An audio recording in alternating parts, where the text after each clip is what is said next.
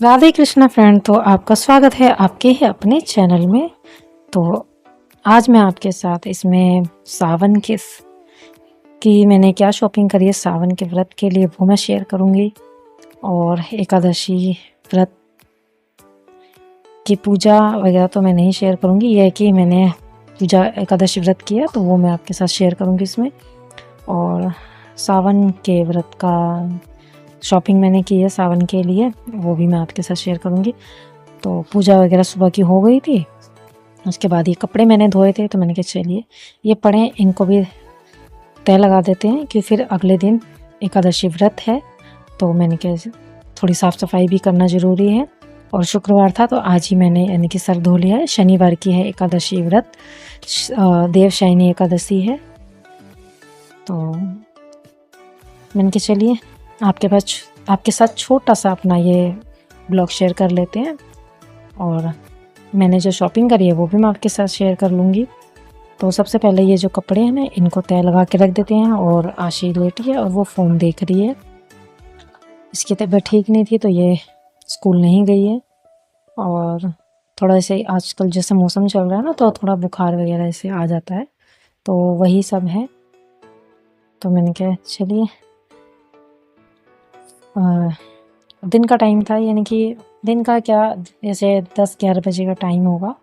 तो मैंने कहा पहले ये कपड़े ना इनको तय लगा के रखते हैं, फिर बेडशीट वगैरह को सही कर देंगे। बेडशीट मैंने अभी बिछाई थी।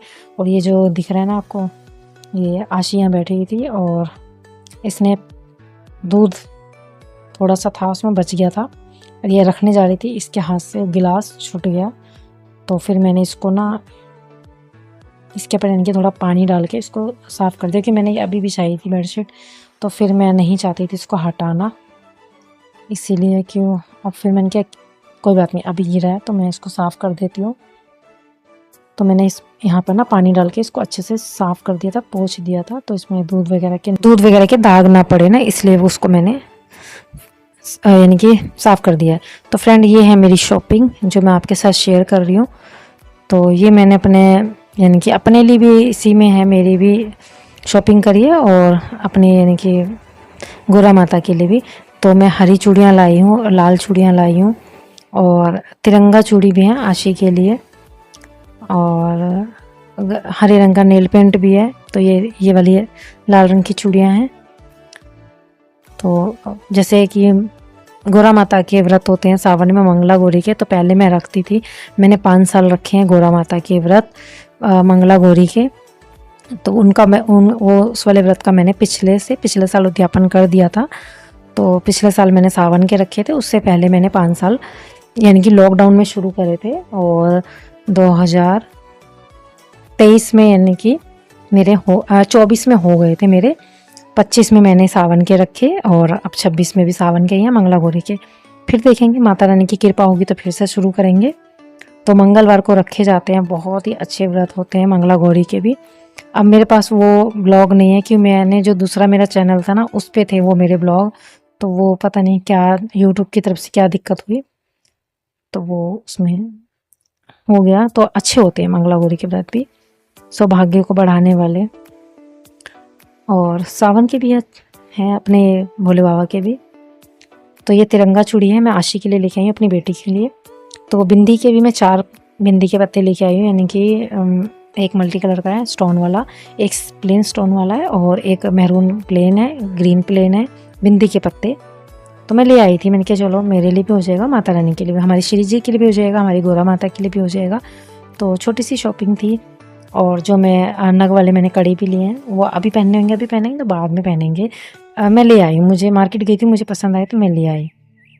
फिर ये अगला दिन नेक्स्ट डे है, शनिवार का दिन है, एकादशी व्रत पूजा मैं कर रही हूँ। तो पूजा कर रही थी, मैंने कहा चलिए शेयर कर देते हैं आपके साथ।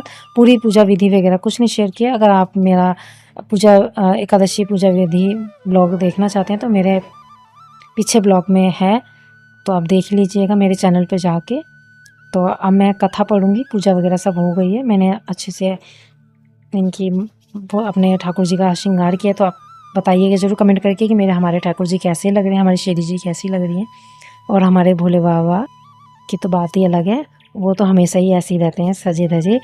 तो मैंने उनको इस तरीके से यहाँ विराजमान किया और एक मैंने अपने छत पे विराजमान कर रखे हैं। तो अब मैं पढ़ ले रही हूँ कथा। तो फ्रेंड इसी तरीके से हमारा दिन रहता है और पूजा वगैरह रहती है। तो सावन का व्रत मैं सोमवार से चालू कर रही हूँ, इसी सोमवार से। क्यों, इस बार सावन के व्रत हैं 4, और अगर हमारी जो लेडीज़ जो होती है महीने की जो प्रॉब्लम होती है, अगर इस बीच में अगर वो आया तो फिर हमारे 3 हो जाएंगे। 3 मैं नहीं रखना चाहती हूँ, तो मैं इसी सोमवार से व्रत चालू करूँगी, ताकि अगर हम आगे हमें रखना हो ना तो सही रहे। क्यों, अगले टाइम पे फिर रक्षाबंधन रहेगा तो पूर्णमासी के बाद भी रखने का कोई फ़ायदा नहीं है, तो पहले हम रख सकते हैं। कि वैसे तो 14 तारीख से हमारा ये लग जाता है, जो संक्रांत आती है ना, संक्रांत से ये महीना हमारा चालू हो जाता है व्रत वगैरह। जैसे हमें कुछ भी करना हो तो ये हमारा हिंदू धर्म के हिसाब से महीना चालू हो जाता है। तो सावन का सोमवार तो इसमें भी रखा जा सकता है, तो मैं वही रखूँगी इसी वजह से। अगर आप भी रखना चाहते हैं तो आप भी इस तरीके से रख सकते हैं। तो फ्रेंड आज का ब्लॉग कैसा लगा कमेंट करके जरूर बताइएगा। मिलेंगे नेक्स्ट ब्लॉग में, तब तक के लिए आप सभी को राधे कृष्णा।